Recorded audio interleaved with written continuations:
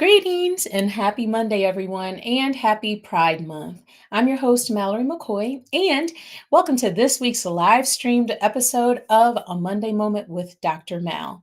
As always, may this broadcast bring you what you need in the present moment. May my light exude positivity and kindness, and may my love be extended to all who could use a little extra. Ashe.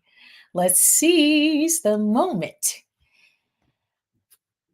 This week, I am incredibly grateful for my singing and my speaking voice. I'm incredibly grateful for the art of conversation. I'm grateful for love. I'm grateful for real friendship, heavy on the real. I'm grateful for new sister friends and our progression towards community building and advocacy. Shout out to Shar and Aisha, AAA. I'm grateful for great photography. I know y'all seen my doctoral grad photos, but if you haven't, go get into it on my socials. And I'm grateful for the time I got to spend with my son last week. And we had such a busy week. I try to keep him outside as much as possible, but I'm also grateful for summer school because moms need breaks. And I needed a second. So he had fun today and I got to run outside. So it was a win-win for the both of us. So let's get into it. Now I love me a good definition, and I'm team facts over feelings, right? So let's get into it. According to dictionary.com, ally comes from a Latin word meaning to bind to. And for the purposes of this episode, the word ally, the definition I'm going to use, is a noun meaning a person who advocates for or supports a marginalized or politicized group, but is not a member of that group. And today, the group that I am talking about being an ally for is the LGBTQIA plus community. This episode is not a tutorial. So if you're here for a tutorial on the LGBTQIA plus group, then you're gonna have to educate yourself. But I decided to talk about how to be an authentic ally to members of this community. So for this week's facts, shout out to CNN, BBC, Fair Planet, the National Sexual Violence Resource Center, and Pew Research Center for the facts. And as a disclaimer, because so much has happened in the United States during the 2010s for the gay rights movement, we can't forget that there hasn't always been widely accepted gay rights. In fact, there are only at this moment 34 countries in the world where same sex marriage is legalized. There are 64 countries that criminalize homosexuality, and half of those countries are in Africa. And even today, in 6 countries of the world, homosexuality is still punishable by death, unfortunately. And here in the United States, although the first legal same-sex marriage took place in 2004, the United States actually just legalized same-sex marriage to mirror what heterosexual marriages function like in 2015 after a Supreme Court ruling. Someone's partner died, I forgot which state, and in that particular state, they were not able to get what was left to them because in that state, they had not recognized marriage in the same way as heteronormative marriages are recognized. And so the partner, beloved, missed out on and had to go through the courts to get what was rightfully theirs. So in December 2022, President Biden signed a Respect for Marriage Act into law, which requires that individual states recognize same-sex and interracial marriages that were lawfully performed in other states. So they even added the interracial part, which that's also a new thing too. So a new thing, like people who that became legal, and it became legal in their lifetime. I feel like it was like 1960. I don't know. I didn't watch the movie. Anyway, I'm sure I could look it up. I'm sure you could look it up. Um, that's not what I'm talking about today. So, one of the first sustained gay rights groups in the United States was formed in 1950.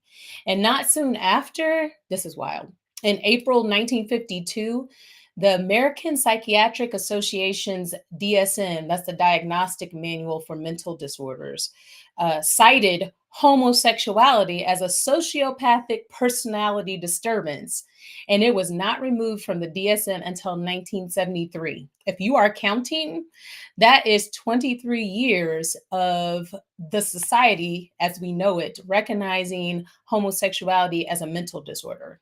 It's that fact alone is wild to me. Not that the other facts aren't wild to me. um, the LGBTQIA plus people in this community are 4 times more likely to experience violence in their lifetime than their straight counterparts. Wild. The intersectionality of being a part of 2 or more marginalized communities can be exhausting. Oh, pick me. But people of color uh, face discrimination within the LGBTQIA plus community. And they have experienced discrimination and representation and intensified bigotry, which is wild to me. Um, a record breaking number of murders against transgendered people occurred in 2020, the majority of whom were women of color. And I recently learned there was an Instagram video that transgendered women of color are actually the most vulnerable population of all. And they have a life expectancy of just 35 years old. And not because they're dying early, but because of the violence from other people. Let that simmer for a second. Because what? Um, a significant percentage of lesbian women, gay men, and bisexual men have reported experiencing rape, physical violence, and/or stalking by an intimate partner during their lifetime. And let's talk about the people who are still struggling with identifying, where they fall in their sexual orientation, and presenting themselves as one thing and actually living as another thing. Wild. Suicide is the leading cause of death for the LGBTQIA plus community from with ages of 10 through 24. And across their lifespan, LGBTQIA plus people attempt suicide at a disproportionate rate. LGBTQIA plus youth are more than 5 times likely to die by suicide than their heterosexual peers. Um, I'll talk about that in a second. Not that specifically, but a significant percentage of homeless LGBTQIA plus youth have reported leaving their homes due to various factors, such as being disowned by their families, being kicked out by their parents, or experiencing abuse at home. LGBTQIA plus adults may encounter obstacles in the adoption process and face disparities in access to healthcare and marriage rights. I can't understand that. And actually, I could keep going with facts, but then we'd be here all night because, like I said, what I saw was absolutely alarming, and the statistics are just jaw dropping. It's wild. Um, so that brings me to the topic of this week, which is how to be an authentic ally. This is something that I've personally worked on for over the last 13 years because I wasn't always the best ally. My viewpoints of anything that had to do with the LGBTQIA plus community was rooted in the indoctrination of the ritualistic religion that I ascribed to, and not knowing and understanding truly the real root of the religious practice, which is to express love of all parts or love for all parts of source creator, despite the differences computed by the 10% of the brain that we have the capacity to use. So for years, I was safe and comfortable in my ritualistically religious way of life, like so many of us are, and so many people, around me are. Whatever the pastor was preaching, I was writing it down, including the ages old rhetoric of it being a sin to be homosexual, among many things. But today we're talking about that. It was not until I had an experience where I had to be an ally for one of my sixth grade students against their parents and the school that I was working at the time. And to protect their identity, as I tell this story, I'm going to call them Darby, but their name began with a D. And out of respect for their possible identity as an adult, I will use they, them as their pronouns, even though at the time they preferred he, him. So it was 2011. And even though this doesn't seem that long ago, we societally were not where we are now with gay rights. The movement was gaining steam at that time, but it was not until President Obama's presidency that a leader of the free world even said that they supported LGBTQIA plus rights. I had just started teaching middle school and I knew none of the kids. So I had to take attendance every class. And at that time, kids didn't tell you the pronoun they identified with. So it was common practice to match their pronoun to their sex. Um, no questions asked, or not even their sex, but the sex that they presented as. Um, and this was the case with Darby. I just assumed, I never looked at the roll to see if it said M or F next to their name. I just assumed based on how they presented. And so uh, this particular student also had a unisex name and presented male. So when I used he, him, they did not correct me. But I was using he, him because that's what I genuinely thought that their pronouns were until the day that Darby was absent. On the day that Darby was absent, I called attendance. And when the other students said absent, I said, he's not here. And then one of the students said, Miss McCoy, Darby's a girl. And at that moment, my heart dropped into my stomach because I was embarrassed that I was calling this student pronouns that I at the time didn't think belonged to them. And so the I've like that day I quickly moved on, but the next class when Darby came back, at the end of class, I pulled them into my office and I asked them, I told the story that happened to them and expressed my embarrassment. And I profusely apologized because I didn't know. And then they broke down crying in front of me. And I was confused because here I am, apologizing for using the wrong pronouns.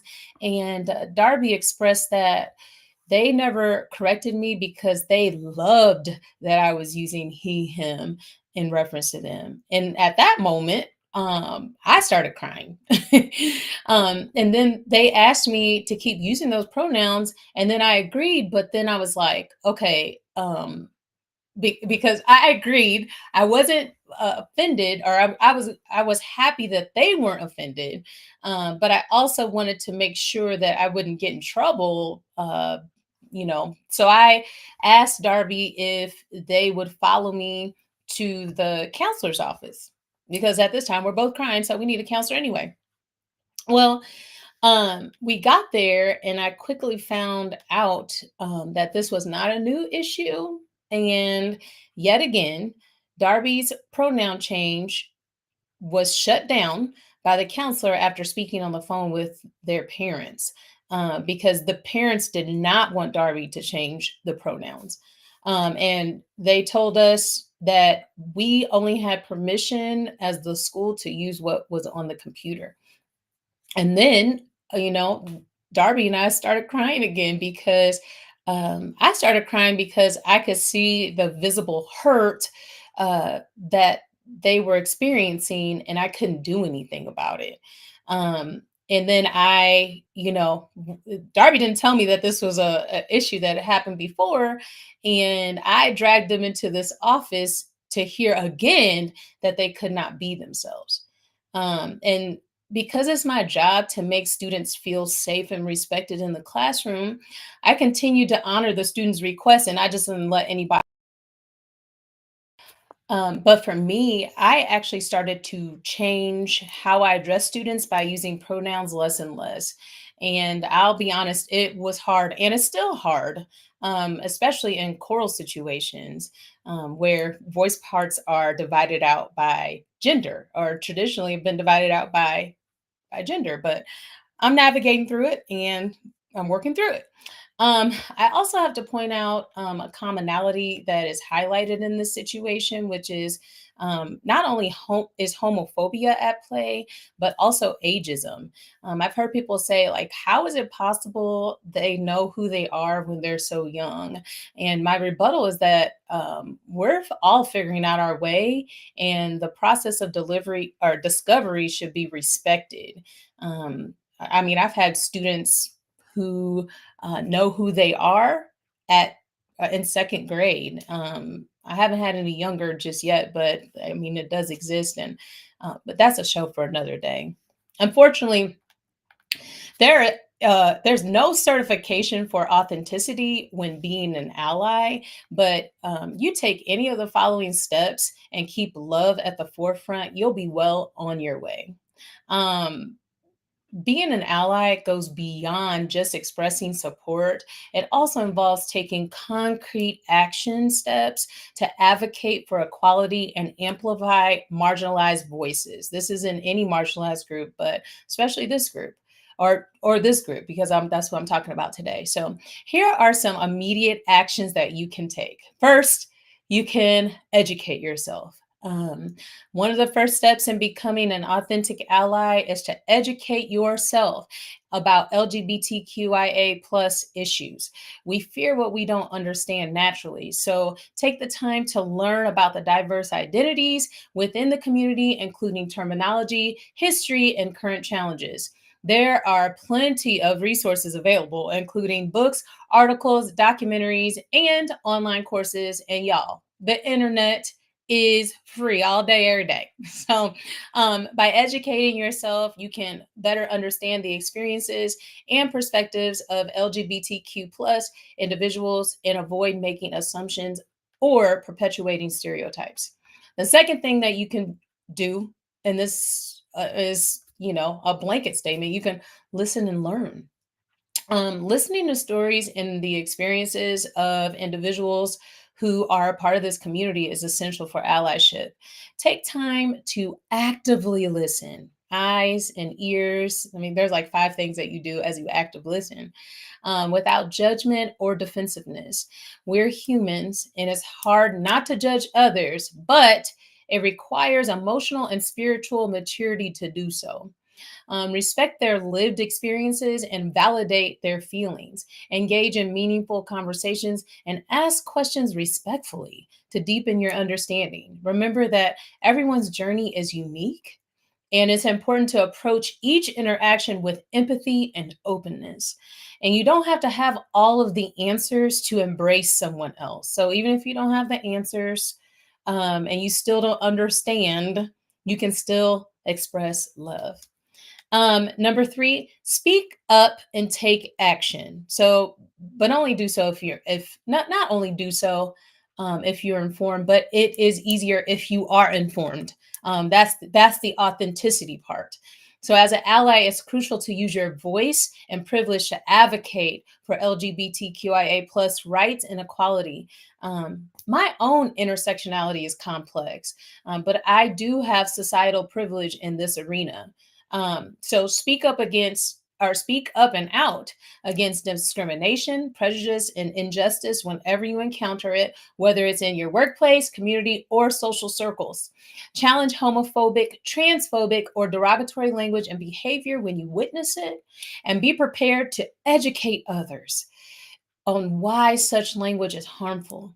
Additionally, take concrete actions to support LGBTQIA plus causes and organizations. This could involve volunteering your time, donating money, or participating in advocacy campaigns. Use your platform and influence to raise awareness and amplify the voices of LGBTQIA plus activists, and advocates. You choose whatever works for you. But in this space, I'm choosing to amplify my voice of advocacy. Um, Number four, respect pronouns and identities. And um, I won't say my own thoughts just yet, but or I won't say what I was about to say. Respecting people's pronouns and identities is like the very basic thing that you can do if you want to be an authentic ally. Always use the correct, or try to use, to the best of your knowledge, the correct pronouns and gender identities that individuals prefer. And if you don't know, you better ask somebody. Making an effort to use inclusive language and respecting people's identities fosters a more welcoming and affirming environment for everyone. But public service announcement to my students, sharing your pronouns with me. If you share a pronoun at the beginning of the year and then you change it in the middle of the year, don't get mad at me if I use a different pronoun with you, because my babies, these babies trying to figure themselves out, will say, I'm not this today. I'm this today. You're like, I am not going to put that in my brain and put that somewhere. So just correct me every time and I will do the best I can. I'm laughing, but I'm very serious. Number five, create inclusive spaces. As an ally, you have the power to create inclusive spaces where individuals in this community feel safe, valued, and respected. This could involve advocating for inclusion in your workplace, school, religious institution, or community organization. Promote policies and practices that support diversity and inclusion, such as gender neutral bathrooms, inclusive health care services, and LGBTQIA plus inclusive curriculum. To the point of gender neutral bathrooms, I actually prefer them because the doors go from top to bottom, so you don't have to listen to nobody using the restroom. Yeah, that's cool. And they have them in my son's school and they have them at our new airport. So, really, really love that. And then lastly, it's important for you to reflect and grow. Allyship is an ongoing journey that requires frequent self reflection and growth. Take the time to reflect on your own biases, privileges, and areas where you can improve as an ally. Be open to feedback from whatever community you're being an ally for, but in this instance, LGBTQIA plus individuals, and be willing to acknowledge and learn from your mistakes. That's important. Remember that allyship is about solidarity, not saviorism. And it's essential to approach it with humility and a willingness to listen and learn. And really, what's life without learning? Every day you're gonna learn something. So my call to action today is really simple. Treat people like people. Together, we can build a world where everyone is free to live authentically and without fear of discrimination or prejudice. And as I said earlier, it is really the puny 10% of our brains that creates separatism. Although we have differing characteristics, our hearts beat just the same. The blood flows through our bodies just the same, and breath connects us all. Love, compassion, kindness, respect, and deep empathy is the vibration, or are the vibrations we should extend to others, because not only do we want others to extend that to us, it just makes your soul feel lighter to extend those virtues to others. And that's how we fight all the negative energies of the world, with the opposite vibration. Whenever you have to snuff out the darkness with light. That's just one example. Um, and I feel like you can start by just treating people like people. And you can learn best how to treat people when you can learn how to physically, mentally, emotionally, and spiritually give yourself the love, kindness, compassion, and deep empathy you seek or should give others. This is applicable to in many situations. Hashtag free Palestine, not a hashtag for real. Free Palestine. For real. Black Lives Matter. For real. LGBTQIA plus people are people. And bottom line, here's how I really think we can solve it. Stop asking and assuming where people are from, how old or young they are, what religion they practice or don't practice, who or what they identify as, and what their sexual orientation is, and simply ask people who they are to people and who they are to themselves. Your vibes speak louder than words. So may your ego's superiority complex have a swift and painless death. And as the kids say, period. And to wrap up today's episode, I'm going to leave you with a quote and some affirmations. And so, Harvey Milk was and is a or he was a person that lived here in this realm, but he was also a gay man, and he was murdered because he is gay. And so, but he was an activist up until his last breath. And so, if you're not personally free to be yourself in that important of all human activities, the expression of love, the life itself loses its meaning. And that's 100. There's nothing even to say after that. The list of affirmations that, as an ally, I would, and if you are seeking to be an authentic ally, these are the affirmations that I suggest that you could tell someone that is of the LGBTQIA plus community. And of course, whatever you feel comfortable with and what's pertainable. So you are beautiful exactly as you are. You know who you are, and I will follow your lead. You are safe to share your authentic self with me. I don't understand everything, but I will support you. Your experience matters. I'm listening. Your life is invaluable and has purpose beyond measure. I'm inspired by your commitment to be your true self. And not the most important, but certainly important, you belong here. And that's it for me this week. I hope that you enjoy this show. Check it out. Check out the blog. And I actually have a new subscription service on my blog. So check that out too. Hopefully, I get some subscribers and I can help to build my community. In honor of travel season, join me next week for a show entitled Solo or Group Travel. That is the question. I think it's a worthy topic to talk about, especially if you're planning trips with people that you don't normally share the same space with, because people going people. That's all for me this week. Love and peace to all of you, and have the very best week that you can conjure up.